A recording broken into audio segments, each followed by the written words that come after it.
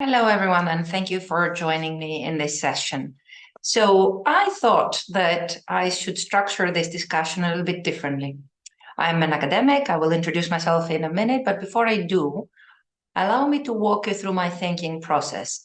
You see, we are used to just talking about theory, and I thought I'm going to turn the tables a little bit and talk about practice. So it's, of course, informed by theory, but I thought that today we should focus a bit on debunking sport sustainability myths. So sustainability in sport is a topic we all talk about.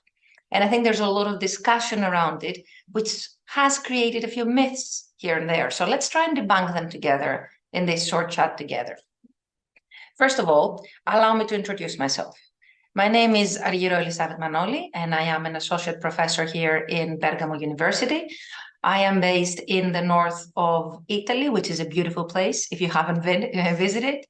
But I also come from in the industry. So I've worked in the UK in academia, but I've also worked in mostly football clubs in the UK and Greece, and I've had contracts with other organizations. But I keep that in mind when I do my research. So I'm trying to make my research as theory informed and practice informed as possible, try and keep a balance. So let's start our myth debunking.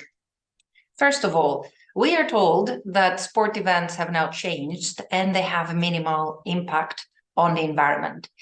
Now, this is a myth we need to discuss and debunk together. Sport events are still considered to be some of the worst environmentally impactful events. They attract a lot of people who travel to different places to attend them, and organizing them, staging them in these very, very big locations, the stadia around the world, can be detrimental. Also, if the decisions made when those events are organized are not strategically thought of. So what we mean here is that sometimes events might be hosted in places where they don't go according to the existing landscape or the weather. So all of this seems to affect the impact they have on the environment. So let's debunk the first myth. We're not there yet with environmental sustainability, and sport events are indeed some of the biggest polluters out there. Second myth is that the whole idea discussing about sustainability is just a trend, that it's something that we do now, and that after 5 years' time, we will have moved on to the next topic. Now, this is a criticism I originally had because I come from the integrity literature, if you want. So I've discussed, I've examined, I've been involved in the discourse around integrity in sport. And even though we've done so much research on it, one could argue it's still not, it hasn't gone anywhere. So let's view sustainability as something wider. Yes, we are discussing it now. It is in the forefront of our discussions, and this is a good thing. But it is just a different way of expressing that sport, as any other part of society, need to adhere to the same rules. So for me, I view sustainability as an aspect of integrity. I believe that organizations need to ensure that they are not adding more burden on their environment. And by environment, in my case, I don't only mean environmental sustainability, I also mean the social environment in which they operate. I mean the financial environment in which they operate. So I view organizations as just alive organisms in the wider ecosystem in which they operate.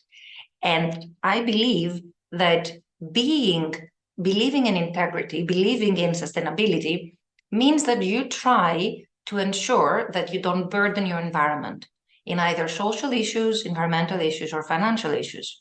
Now, ideally, it's not only a matter about not burdening. Let's face it, sport is an interesting thing. It attracts attention, it attracts people's interest and love and emotion. So how about it is also used as a vehicle for good? So we believe that sport is considered as a social good. It unites people, it makes them passionate and excited, and it can make people that don't know each other align behind a common cause. So we also have an opportunity here to not just be an industry in which organizations and individuals operate that do not harm the environment, but on the contrary, they actually help it.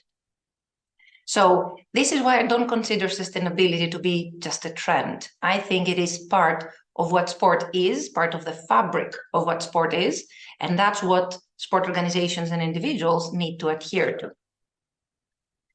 What about another myth, that green initiatives in sport are just costly and impractical? And this is something we hear a lot, that we have associated somehow that if something is sustainable, then it will cost more for the organization and for the consumer. But let's focus on the organization here. So sport organizations might be reluctant to engage in these practices if they think that it will cost them a lot of money and it will just deviate their focus from what they actually do. Again, let's look at the myth more carefully. Is this always the case? Isn't spending a lot of money on, say, fossil fuel very expensive? Aren't our practices already costly and impractical? Because the truth is that since sustainability efforts have attracted the attention of a lot of innovators, we now see all these beautiful practices coming up, creative practices using a lot of technology and innovation that can allow organizations to develop, to continue their practices, if not improve them, whilst at the same time reducing their costs, making things more practical. Think of social media and traditional media, a topic that is very close to my heart because of my research, but something we can all kind of relate to. It is a new technology, but it allowed people with so many opportunities, and it allowed organizations with so many opportunities as well, with free, easily accessible tools to communicate. So green initiatives can just revolutionize the things we already do in a way that is not costly or impractical, but can actually assist us to improve what we do, whilst, again, not only non-burdening, but ideally even improving our environment. So next myth. The next myth is that athletes don't care about sustainability. Some of the key stakeholders of the sport industry, of the sport ecosystem, are the athletes. And quite often we think that they're only focused on performance. Where this is something that I can tell you, based on my research, the one I've done recently on Olympians, that they actually do. They really care about sustainability. Some of them recognize that their regular traveling for events and training actually impacts the environment a lot, and they do feel guilty about it, which I thought was very interesting. And they also appreciate their limitations as role models, since they themselves are very focused on their performance and don't get enough time to talk about other issues. But the truth is that they 100% care about the environment. Everyone cares about the environment, and they care about sustainability. And they want to make sure that the sport in which they operate and they form their careers helps others, so it's socially sustainable.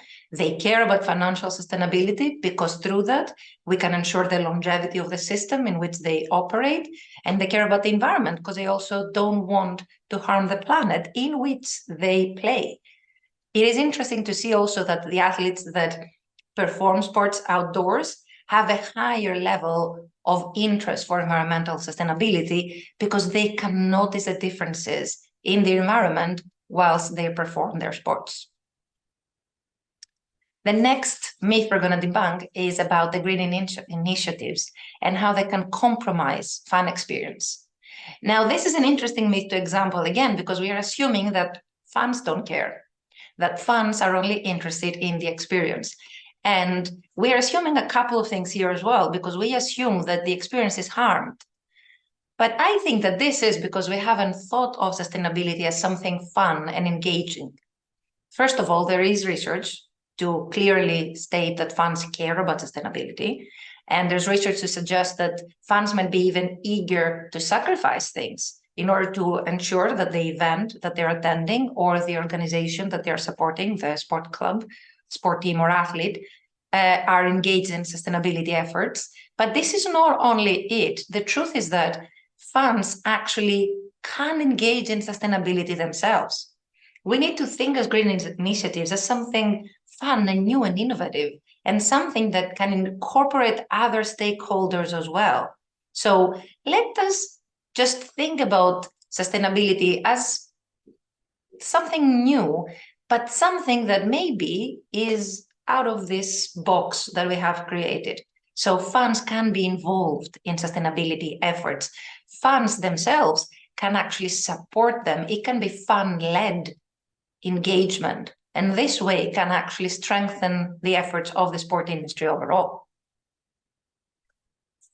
Another important myth to debunk is that sustainable sport initiatives are only about recycling. And we need to talk about this, even though I've already hinted it, because we need to, again, open our minds to sustainability. Sustainability is not only about environmental sustainability, and allow me to be an academic here for a second, but my view, my conceptualization of sustainability is not unique. Economists have long said that sustainability is all about the triple bottom line. So we're talking about financial sustainability, we're talking about social sustainability, and environmental sustainability. So sustainability in sport needs to be viewed in this more holistic approach. And by doing that, we can better grasp the potential that sport has, again, not only to leave the environment, the world as it found it, but to make it better. So let's, all of us, people within and outside the industry, consider the potential that sport has in being sustainable. An important effort in this is overcoming this misconception, this myth, that sustainability is only about the big guys, the big teams, the big sports, the big athletes. It's not only about them. A small team, a small event, a small club might be more easily sustainable because it might be easier to convince the stakeholders. There are initiatives that can be cost-effective. Following a sustainable practice might actually allow organizations to develop more organically, ensuring that their stakeholders are all connected and helping each other in order to grow something in a more natural way, if you want, in a way that harms the environment less. And that is because implementing sustainability does not really require any sacrifice in terms of financial gains. Sport organizations nowadays that promote a sustainable image, a financial sustainable image, a social sustainable image, or environmentally sustainable image, can actually attract sponsors. So sustainability can be a brand identity. Organizations, athletes, leagues, teams alike, they can all present themselves as something different, an alternative brand, if you want, one that is associated with improving the environment that it found. And sponsors are increasingly more interested about this. So being sustainable can actually be in favor of the economic gains of the organization. And we need to keep that in mind as we, individuals within the industry or around it, develop. Because the more we see things progress, the more organizations would want to get on board and also promote a healthier image, if you want, of sport.